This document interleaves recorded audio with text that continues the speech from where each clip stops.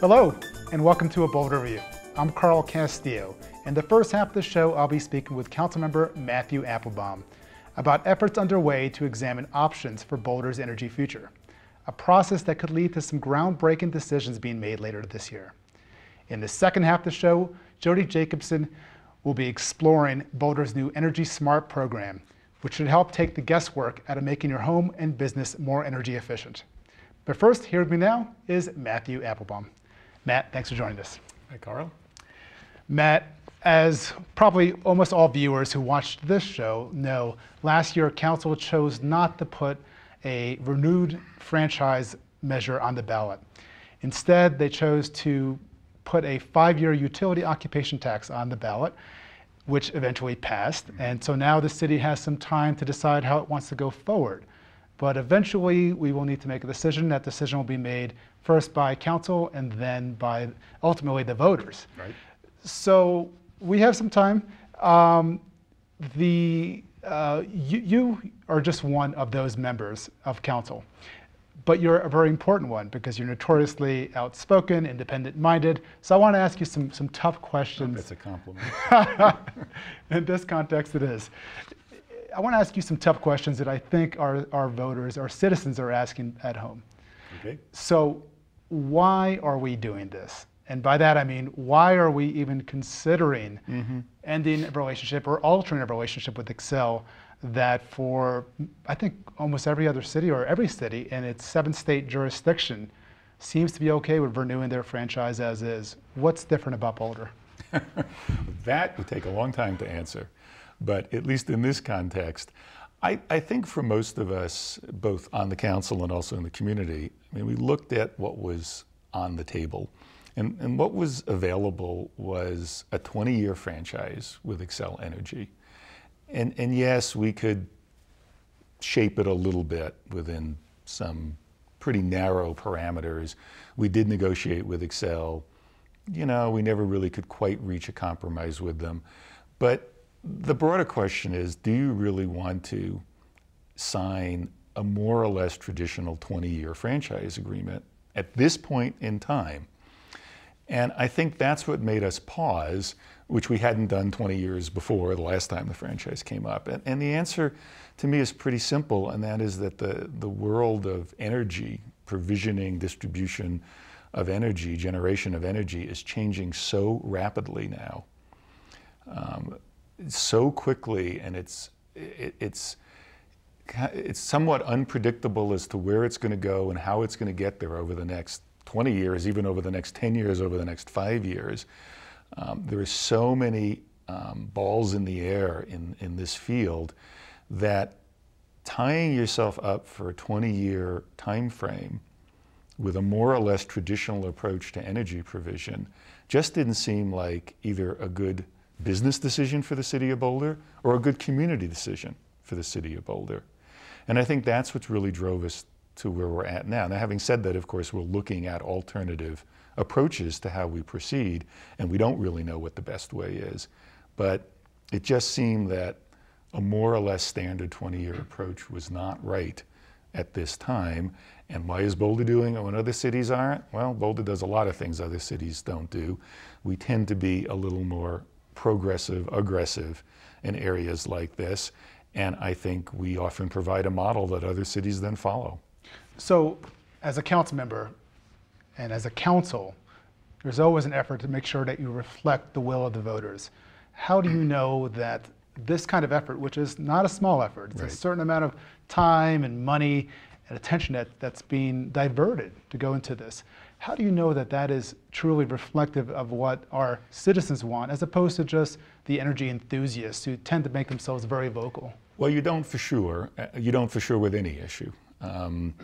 But Boulderites aren't shy, and we hear from them. I mean, ever since the ballot issue, and of course the ballot issue passed handily, you can't really read into that the fact that people were necessarily all gung-ho about us examining alternative futures or wanting to municipalize or what have you. There were a lot of other things on the table, in particular just keeping the city's budget whole, obviously. Right. Some people clearly voted it for that reason. But nonetheless, I think there's a reasonable reading of the ballot issue, especially given how much support it got, that people were saying, take some time and really investigate this. We have been investigating it. It's been clearly, front page news, many articles, much interest in it.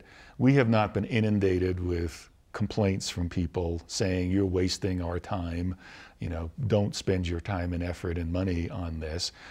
The sense I get is people are intrigued by it, they are interested, they haven't necessarily made up their minds as to which direction to go, nor has the council. Sure.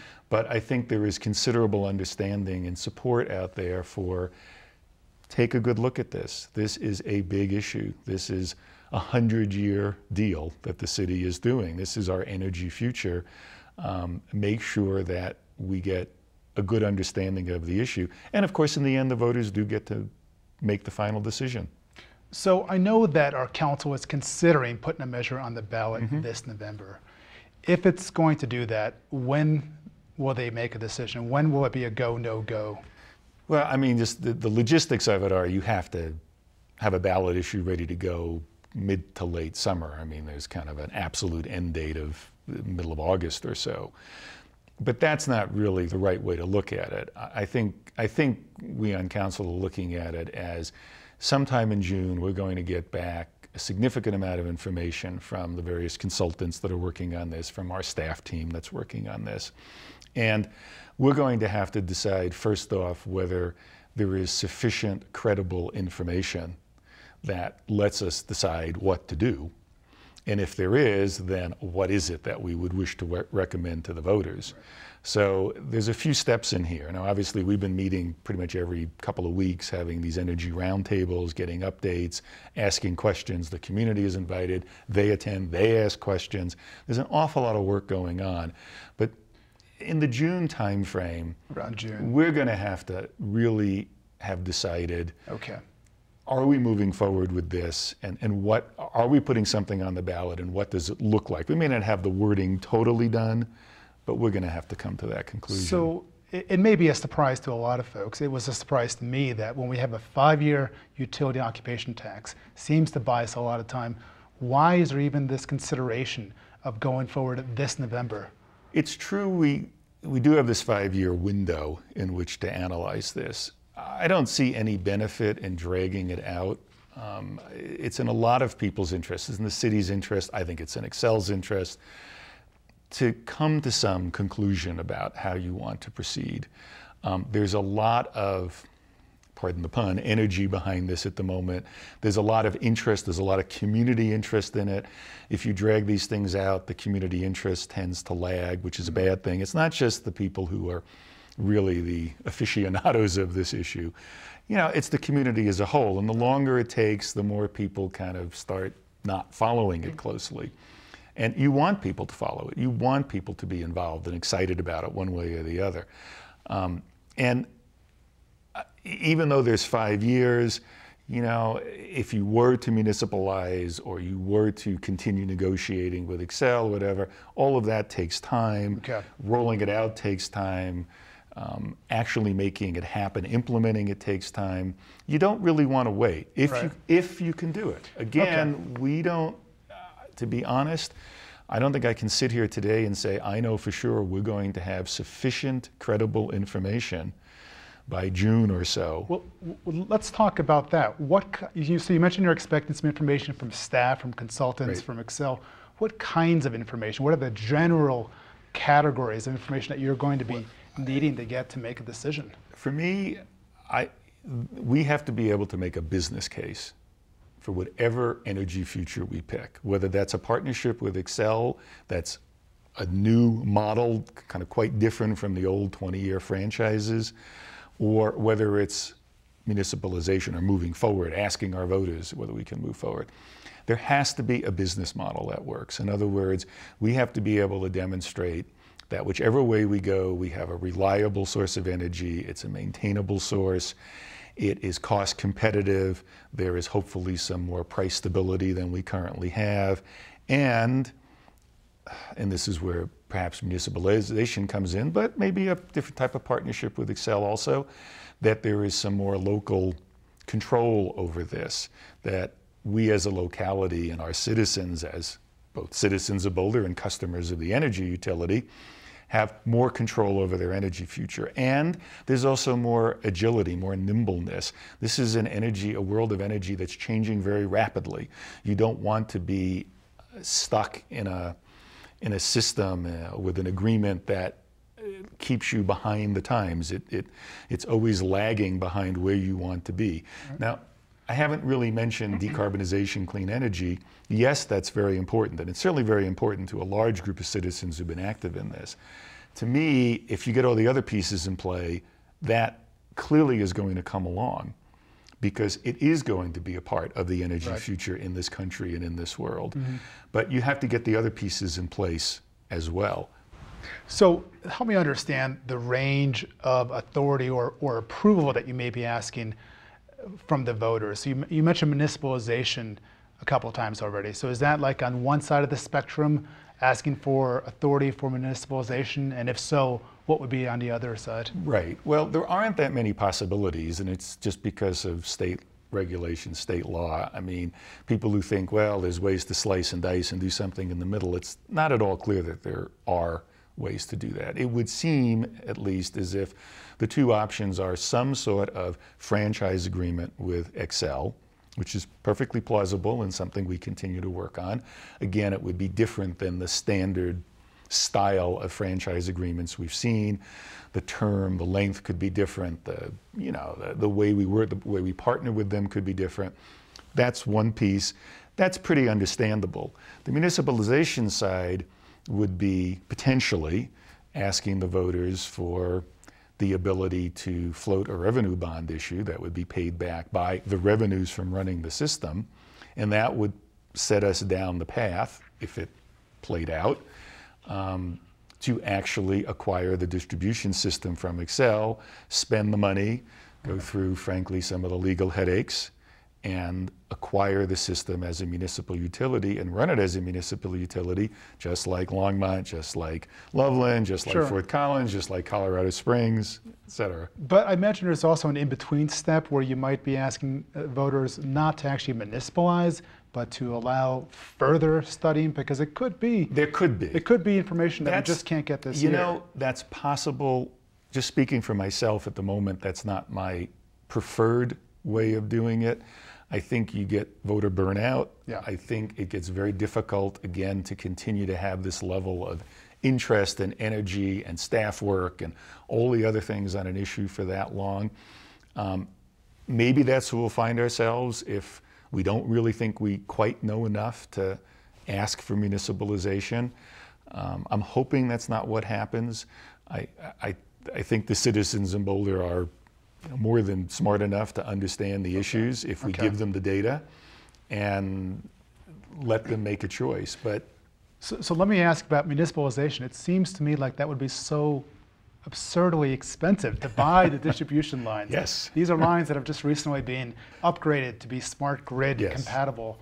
How could it be anything but incredibly expensive and not comparable to the rate that we're getting from Xcel to go forward under any scenario? Well, okay, so remember that one of the clearly stated goals is that whatever we do, we have to make sure that energy rates are comparable with what other folks are paying, and that the service is reliable and so on. That's the business model. So the business model has to demonstrate that. Yes, it's going to be incredibly, frighteningly expensive. I mean, even in a city that has floated some pretty big bond issues for capital projects, open space, and so on. This is a new realm. But you also have to understand that the business is extraordinary. Xcel probably does $100 million or so a year in revenues in the city of Boulder. And so we're talking big numbers both on the cost side, but also on the revenue side. So it could pay itself off. Right. If you look at the municipalized energy sector around the country, on average, their rates are about 10% lower than the private sector. That's not that surprising. They don't have to have a profit. I mean, they're municipal. You don't need a 10% profit for the stockholders. The stockholders are the citizens of the city. You also have some advantages in getting lower rates on bonds for municipal bonding. Having said that, no, it's a big deal. and it's going to be not just look like big numbers, it's going to be big numbers. And that's why we have to have a business model done by professionals in the field. Everything I've seen so far very strongly suggests that you can pull it off, that the first few years can be awkward, a little bit scary as you're trying to make everything work, but after you get through kind of the ramp up, the startup, it can be done. You can do extremely well, and just look at the cities around us that do it. So last question, just quickly. Do you know of any other city in the country that has engaged in this kind of municipalization for the reasons that we are exploring it, which certainly includes getting clean energy? You know, I'm not so sure about the clean energy. I'm not the expert on this. There are certainly cities around the country that have municipalized recently. The folks from Winter Park, Florida came out and talked to us and you know, had a public session, and they were very interesting. They did it, they were driven from a slightly different perspective than we are. Again, although the activists, as you might call them, are clearly driven by the clean energy, and don't misunderstand, I'm driven by that too. There are many other reasons to think about having a new approach to Boulder's energy future. Once again, we may be the pioneers here, though. Well, you know, there's also economic vitality. There's also Boulder's brand. We're noted for doing this. We're noted nationwide and worldwide for really being out ahead of other places in terms of energy and environment, and I think we need to continue to fulfill that. Great place to leave it. We're going to have to wrap it up there. We've been speaking with Matthew Appelbaum, City Council member, about Boulder's energy future. Matt, thanks so much for joining us. Thanks, Carl.